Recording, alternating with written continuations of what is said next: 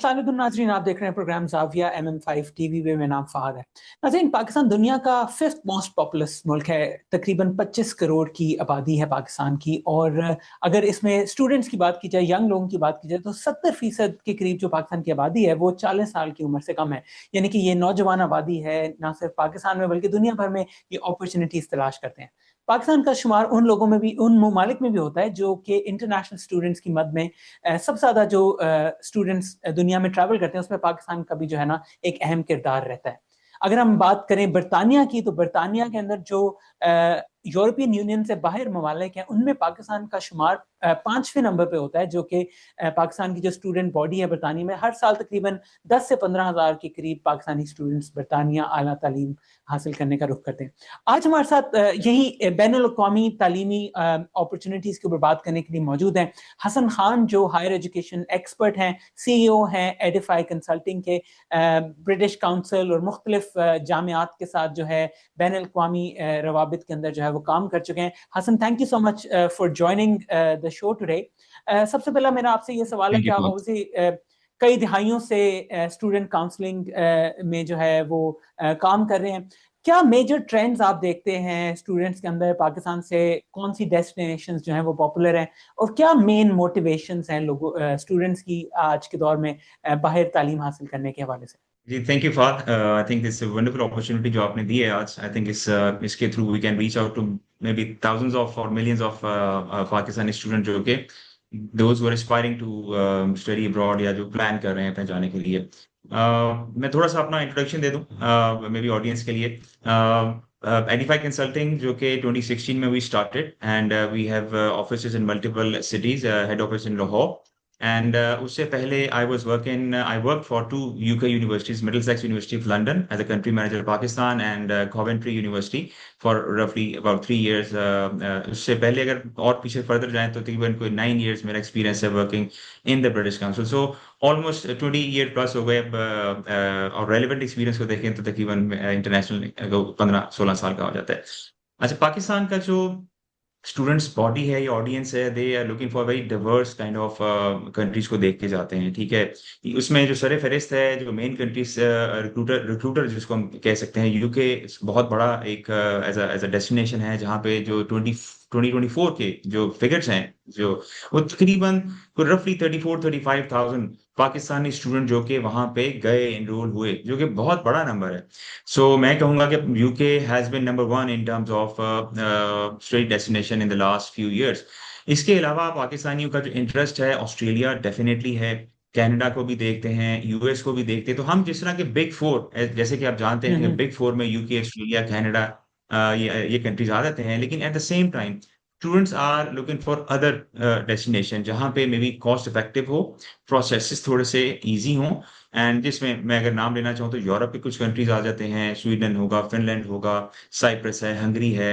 अगर हम Dubai, definitely that's also very good destination जहाँ पे आपको मल्टीपल यूनिवर्सिटीज मिल जाती हैं, और मलेशिया भी आ जाता है। तो ये कुछ ऐसे कंट्रीज के नाम मैंने लिए हैं जहाँ पे काफी पाकिस्तानी स्टूडेंट जो हैं, they are interested to go and do their start their undergrad and post grad. Hmm. अच्छा, और हसन ये बताएगा कि ऑब्वियसली अगर यूके की इस वक्त बात करें, ऑब्वियसली रिसेंट हफ्तों में शबाना महमूद ने नए नए पॉलिसीज का, रिकमेंडेशंस का ऐलान किया। उसमें ऑब्वियसली इमिग्रेशन की काफी बात होती है, और जो स्टेटिस्टिक्स आए आदाद शुमार के मुताबिक पाकिस्तान का जो नंबर है असाइलम सीकर्स के अंदर वो सर फहरिस्त है। दूसरे नंबर पे जो है अफगानिस्तान है, फिर ईरान है। और ऑब्वियसली पाकिस्तान के हालात इतने भी बुरे नहीं है, यहाँ पे कोई खाना जंगी नहीं है, ऐसा कोई सिचुएशन नहीं है, लेकिन उससे काफी ज्यादा एक बैड प्रेस हुई है। जाहिर है जो यूनिवर्सिटीज पाकिस्तान में रिक्रूट कर रही हैं उनके ऊपर भी काफी प्रेशर है। तो as a counsellor, as an education consultant, आप कैसे देखते हैं, लाइक मतलब क्या मैकेनिज्म्स इन प्लेस होते हैं to sort of gauge the genuineness of students when they are going abroad? Thank you Asif. I think very valid question. आजकल के जो सर्कमस्टांसेस चल रहे हैं, जो चेंजेस यूके गवर्नमेंट की तरफ से आ रही हैं, and I think we are also और स्टूडेंट उसको देख रहे हैं और फील कर रहे हैं कि हाँ, how to go about it.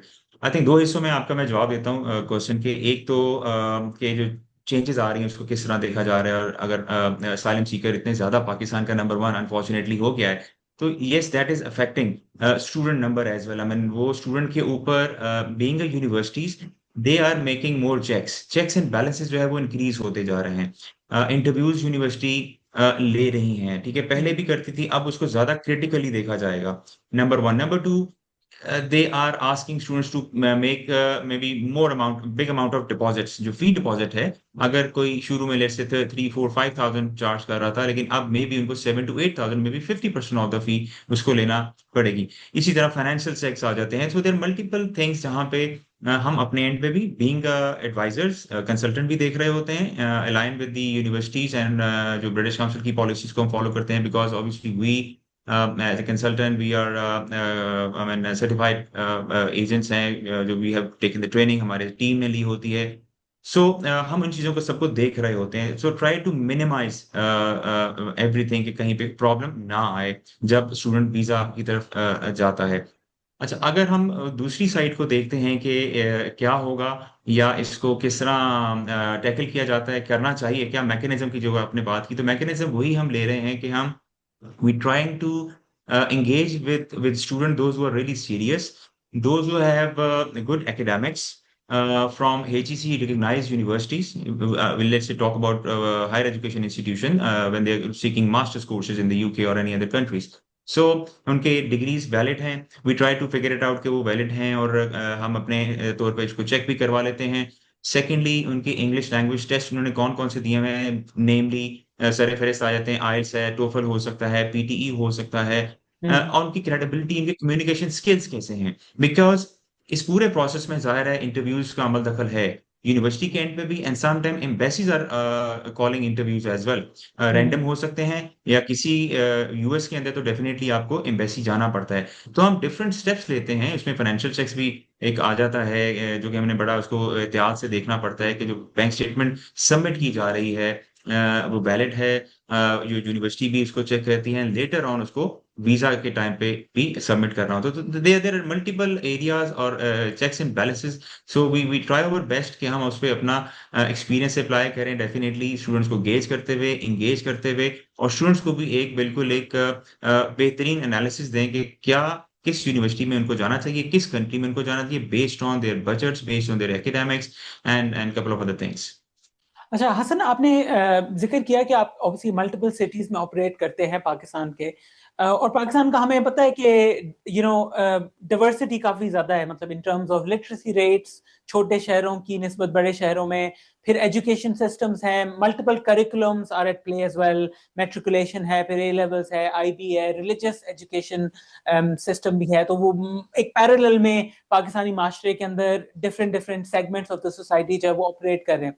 तो ओवर द इयर्स आपका एक काफी एक्सटेंसिव एक्सपीरियंस रहा है, तो उसके बारे में थोड़ा हमें बताएं कि आपके नजरिए के मुताबिक जो पाकिस्तान के डिफरेंट एजुकेशन सिस्टम्स हैं, जब वो फिल्टर इन होते हैं, जब आप स्टूडेंट्स की काउंसलिंग कर रहे होते हैं स्टडी अब्रॉड से मुतालिक, तो कितना और क्या इम्प्लीकेशंस होती हैं इनकी स्टूडेंट चॉइस में, स्टूडेंट आउटकम्स में, और पर्टिकुलरली ग्रेजुएशन के बाद जो आउटकम्स होते हैं आपकी नजर के मुताबिक, लाइक क्या उसके पाकिस्तान की जो एजुकेशन सिस्टम है उसके साथ इसकी क्या लिंक्स बनते हैं?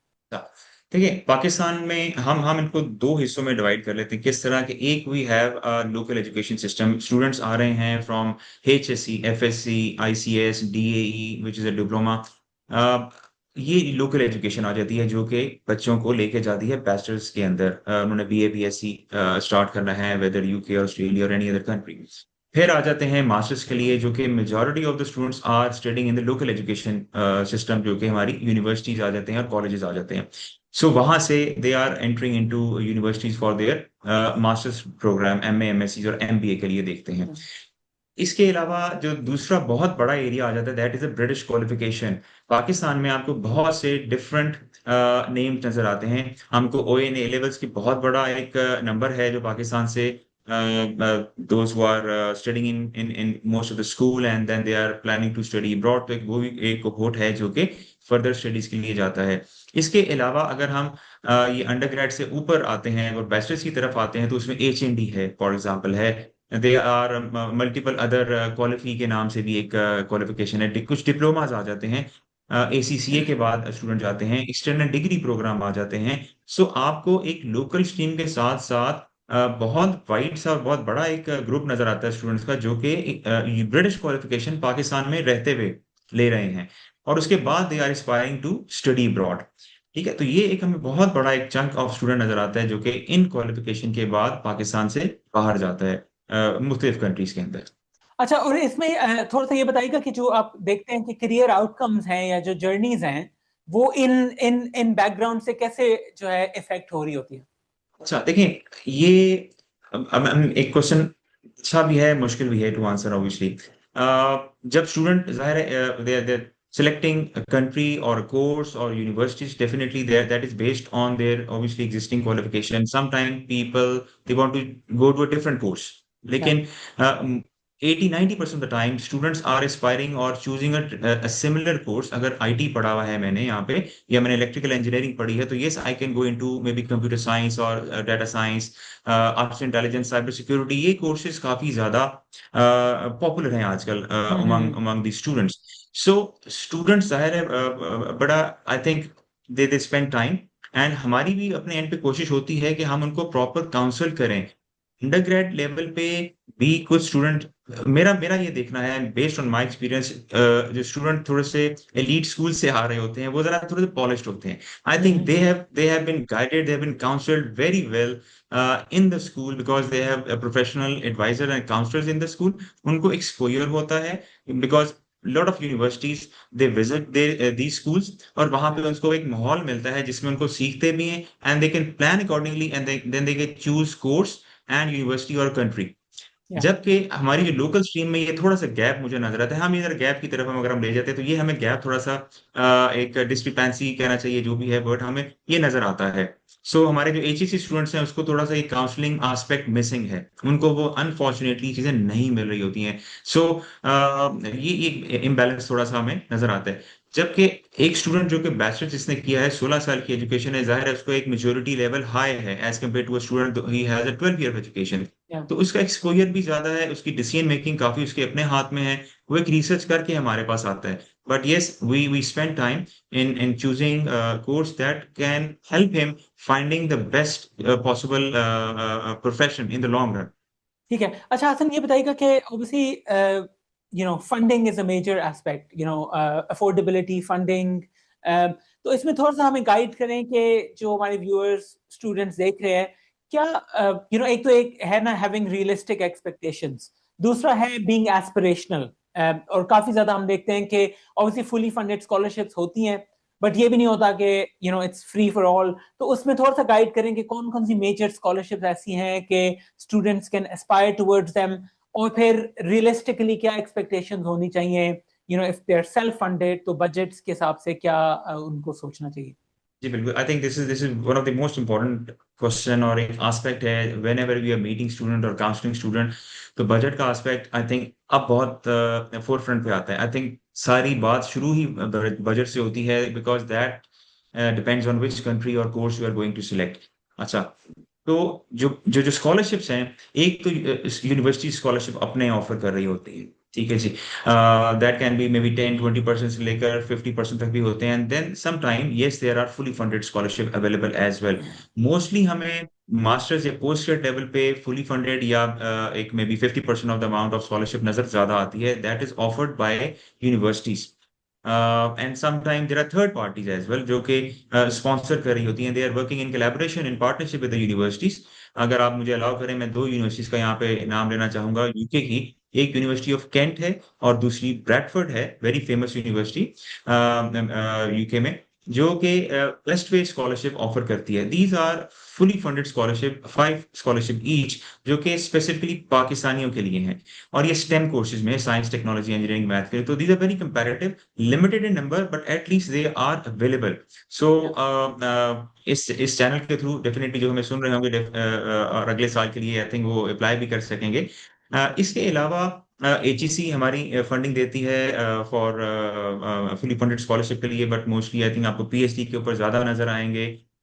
If we talk about USA as a overall, USA is known and famous for scholarship. तो उसमें फुल ब्राइट है, हमफ्री है, या इसके अलावा एक्सचेंज प्रोग्राम भी वो ऑफर कर रहे होते हैं। सो स्टूडेंट का डेफिनेटली ये काम है कि वो they spend time checking the websites of different universities, what sort of scholarship they are offering। हमारे पास भी ज़ाहिर इंफॉर्मेशन होती है लेकिन स्टूडेंट को भी है कि वो अपने तौर पे ये चीजें सर्च आउट कर सकते हैं। अब तो चैट जीपीटी और एआई का जमाना है कि आपके जो इन्फॉर्मेशन को फाइंड आउट करना, इट्स नॉट दैट डिफिकल्ट, जो कि लेट्स से मे बी 5 6 और may be 10 years ago that was difficult. So there are multiple scholarship available, but I think, और आखिरी बात मैं इस पे इसका जवाब मैं खत्म करूँ कि जो रियलिस्टिक की बात है, yes, you have to be realistic, you have to have a budget in mind कि कितना आपने आपने लिविंग एक्सपेंस का भी सोचना है। If you are even you are getting may be 50% और 100% स्कॉलरशिप, सो आपको लिविंग एक्सपेंस तो माइंड में रख के चलना है, और किस लोकेशन या किस कंट्री में आप जा रहे हैं, तो you have to be realistic, you have to have a budget in mind before deciding और चूजिंग अ कंट्री। ठीक है। अच्छा हसन, आपने अभी बात की आर्टिफिशियल इंटेलिजेंस की और साइबर सिक्योरिटी वगैरह चीज़ों की, आपकी काफ़ी इंटरेक्शन रहती है बैनुल अक़वामी दरसगाहों के साथ, उनके एकेडमिक्स के साथ, प्रोफेसर्स के साथ, और आप ज़ाहिर है एक आपका एक पल्स के ऊपर एक अंडरस्टैंडिंग होती है कि दुनिया किस तरफ जा रही है। तो क्या कहेंगे इन टर्म्स ऑफ सब्जेक्ट एरियाज आप जो देख रहे हैं यूनिवर्सिटी, क्योंकि ज़ाहिर है बाहर की जो यूनिवर्सिटीज होती हैं there are the forefront of cutting edge research and teaching, और वो एक तरह से एंटिसिपेट कर रही होती हैं कि आने वाले सालों में, आने वाले अदवार में जो है क्या चीजें ज्यादा सिग्निफिकेंट होंगी। तो आपके हिसाब से कौन से ऐसे इमर्जिंग एरियाज हैं, कौन से ऐसे सब्जेक्ट्स हैं, क्योंकि जिस तरह कहा जाता है कि आजकल जो बच्चे स्कूल में हैं देर studying toward jobs that don't exist right now, yeah, you know, if you're in university you might be graduating and you might be solving problems that don't even exist right now. तो उस sense में जो students आपको देख रहे हैं, जो बच्चे आपको देख रहे हैं, कौन से ऐसे इमर्जिंग एरियाज हैं, ट्रेंड्स हैं, कोर्सेज हैं जो आप पर्सनली सोचते हैं कि ये आने वाले दिनों में बहुत ज्यादा इंपॉर्टेंट हो जाएंगे, तो अभी से ही इनके ऊपर स्टूडेंट्स को जो है काम करना जो है ना करना शुरू कर देना चाहिए। जी, बिल्कुल। फहद, इस टाइम पे अगर हम देखते हैं, जो जो मेरी नज़र में आई थिंक इंजीनियरिंग के स्टूडेंट या इंजीनियरिंग बैकग्राउंड की बजाय अगर जो जो प्रोसीड कर रहे हैं, वो ज़्यादा आईटी की साइड पे ज़्यादा स्टूडेंट जाते हैं। Even if they have let's say stem background, अगर उन्होंने इंजीनियरिंग भी पढ़ी है, तो मे बी स्पेशलाइजेशन में जब वो जाना चाहते हैं, तो दे आर लुकिंग एट जैसे आर्टिफिशियल इंटेलिजेंस या cyber security, data science for example है, इसकी तरफ जाना चाहते हैं। Machine learning for example, that is courses जो जिन्होंने अकाउंटिंग एंड फाइनेंस की डिग्री ली हुई है पाकिस्तान में, या कॉमर्स की डिग्री भी ली है, so they are looking to fintech for example, financial technology, उस साइड पे जाना। सो एनीथिंग रिलेटिंग टू, और मे बी अमेलगमेशन ऑफ बिजनेस और मे बी एआई। बहुत सी यूनिवर्सिटी हमने देखी हैं, they are offering let's say MSc AI with business. So so universities, they are always sort of like changing their courses according to the, जैसे आपने अभी फरमाया कि जो स्टूडेंट अब पढ़ रहे हैं, वो अनसीन या अननोन जॉब्स के लिए शायद काम कर रहे हैं, ये ऐसी ऐसी पढ़ाई कर रहे हैं। तो ऐसे कोर्स और ट्रेंड उसी की तरफ लेके जा रहा है, जो हम जो स्टैट्स बताते हैं, जो जो जिस जिस जब हम स्टूडेंट से मिलते हैं और जो उनका इंटरेस्ट हमारे सामने आता है, तो वो ज्यादा से ज्यादा आईटी रिलेटेड कोर्सेज की तरफ हमें नजर आ रहा है, both at undergrad level and at post grad level. So students are not looking at maybe very simple or business management or business administration, for example, marketing courses. So they are more keen towards, I mean, IT related, जैसे कोई AI, business, cyber security, machine learning है, fintech है, data science है, इस तरह के courses को students ज्यादा प्रेफर कर रहे हैं इस टाइम पे। तो ये ठीक है। ट्रेंड। अच्छा, ये बताइएगा कि ऑब्वियसली एक काउंसलर का रोल होता है इंफॉर्मेशन को डिस्टिल करना, डिस्पेल करना, ब्रेक इट डाउन करना, और अब आप देखते हैं कि ऑब्वियसली इंफॉर्मेशन ओवरलोड भी है।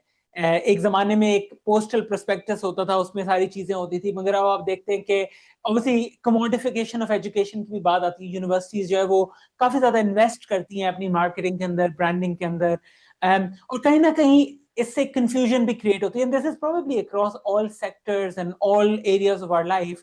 लेकिन इंफॉर्मेशन इतनी ज्यादा है, मतलब रैंकिंग्स हैं, तो हर यूनिवर्सिटी जो है ना डिफरेंट डिफरेंट बेंचमार्क्स हैं, every university sort of rank number one in something और अनदर। ऑब्वियसली डेस्टिनेशन की बात की जाए, वो एक डिफरेंट डिसीजन मेकिंग है। आपने बिग फोर का जिक्र किया, कनाडा, यूके, ऑस्ट्रेलिया, यूएस वगैरह, लेकिन अगर यूनिवर्सिटीज की बात की जाए तो वहां पे अलग एक कंफ्यूजन है, रैंकिंग्स है, लोकेशन है। तो आई मीन आपकी क्या एक क्विक स्नैपशॉट, आप किस तरह स्टूडेंट्स को क्या बताते हैं कि to have a better understanding of their own perceptions and ideas, जिससे वो ये सारी इंफॉर्मेशन ओवरलोड और बम्बार्डमेंट ऑफ मार्केटिंग मटेरियल्स और रैंकिंग्स के बियॉन्ड देख के वो अपना एक इन्फॉर्म्ड डिसीजन बना सकें कि उन्होंने कहाँ पे पढ़ना है। आई थिंक बहुत डिफिकल्ट होता है ज़ाहिर है स्टूडेंट के लिए एक डिसीजन मेकिंग में। मल्टीपल फैक्टर्स उसमें इन्वॉल्व आ रहे होते हैं। ज़ाहिर है बजट, जैसे हमने शुरू में बात की थी कि बजट का बहुत बड़ा रोल है व्हाइल चूजिंग अ कोर्स और चूजिंग अ डेस्टिनेशन में कहाँ पे बीइंग अ स्टूडेंट मैं जाना चाहता हूँ, let's say keeping Pakistani students in mind. Destination, friends, relative, that's also play a very important role as well कि if we have any friends over there the same university same location पे, तो वो definitely आपको attract करते हैं। So that is another aspect आपका आ जाता है। जैसे आपने वही अभी फरमाया कि इंफॉर्मेशन इतनी क्रॉस सेलिंग हो रही है, every university is trying to be trying to show that we are number one.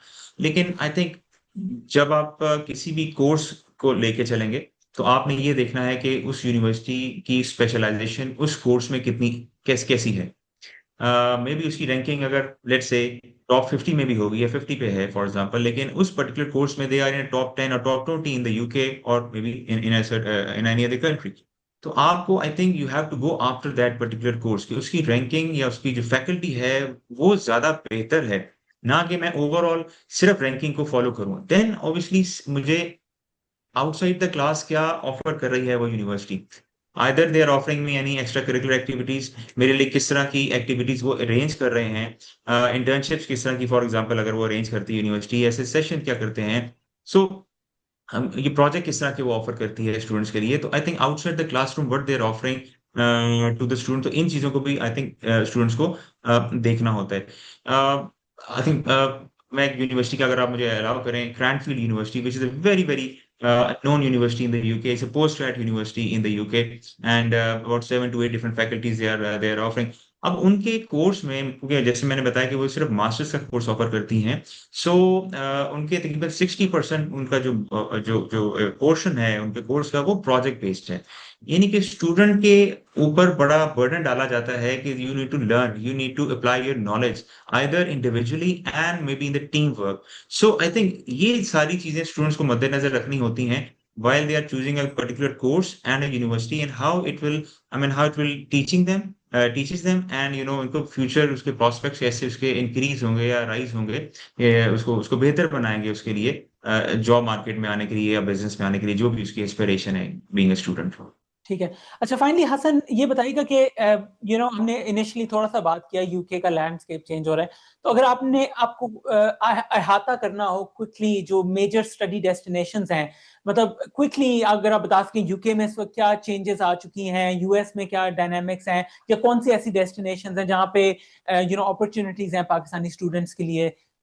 जी देखिए यूके, जैसे हमने शुरू में बात की, UK has been so far number one destination in terms of, अगर हम नंबर और स्टैटिस्टिक्स को देखते हैं।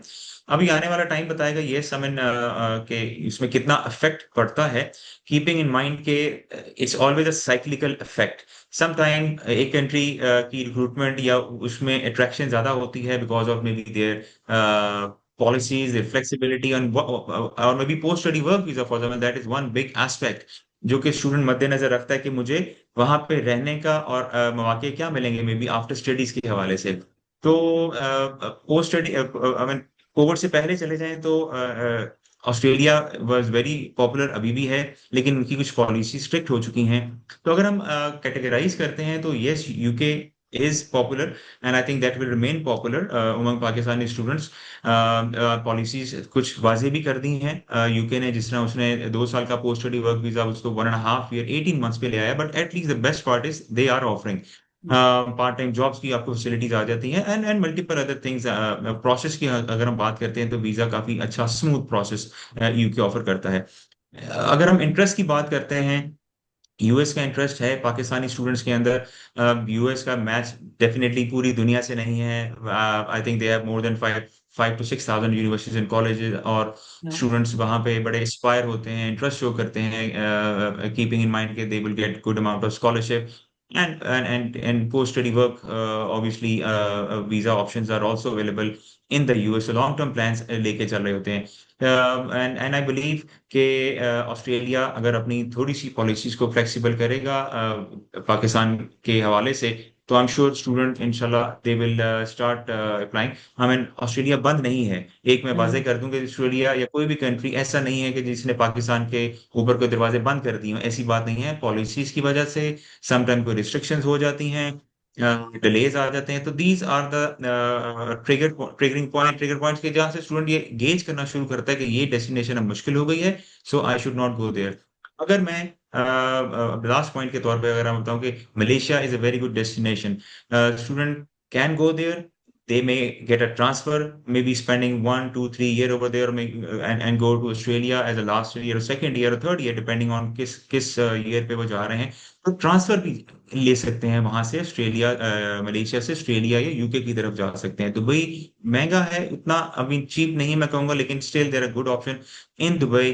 करीब है पाकिस्तान से, वीजा का उस तरह प्रॉब्लम नहीं, स्टूडेंट वीजा के प्रॉब्लम मैं नहीं समझता कि इतने ज्यादा प्रॉब्लमेटिक है वहां पे।